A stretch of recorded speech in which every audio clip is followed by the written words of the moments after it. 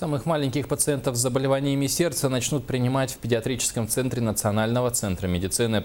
Со следующего месяца свои двери откроет новое отделение сердечно-сосудистой хирургии. Сколько пациентов сможет принять отделение и когда оно откроет свои двери, расскажет Розалия Борисова.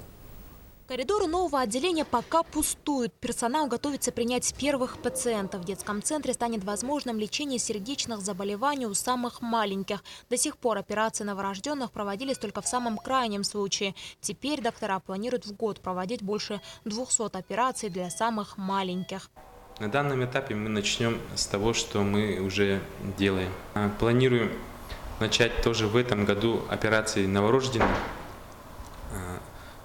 Раньше выполняли такие операции, но только тем пациентам, которые не транспортабельны или отказывали другие клиники, а сейчас, скорее всего, и так более-менее планово будем оперировать.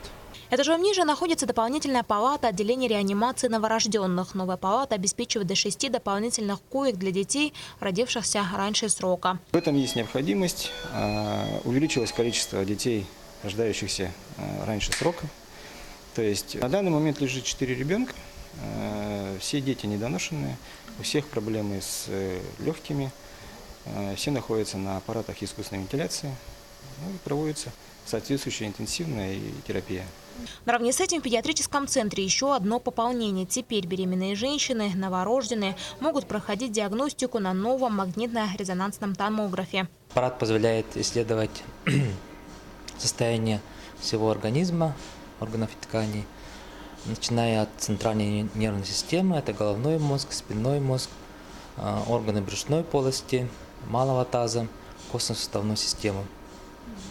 И также этот аппарат позволяет обнаружить первичные очаги при онкологических заболеваниях с помощью программы диффузия всего тела. То есть мы сканируем все тело с головы до ног.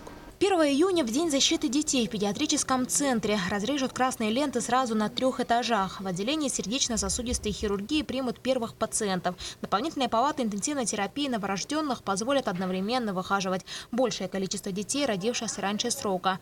А беременные женщины на новом МРТ-аппарате смогут узнать общее состояние ребенка и выявить патологии еще до рождения.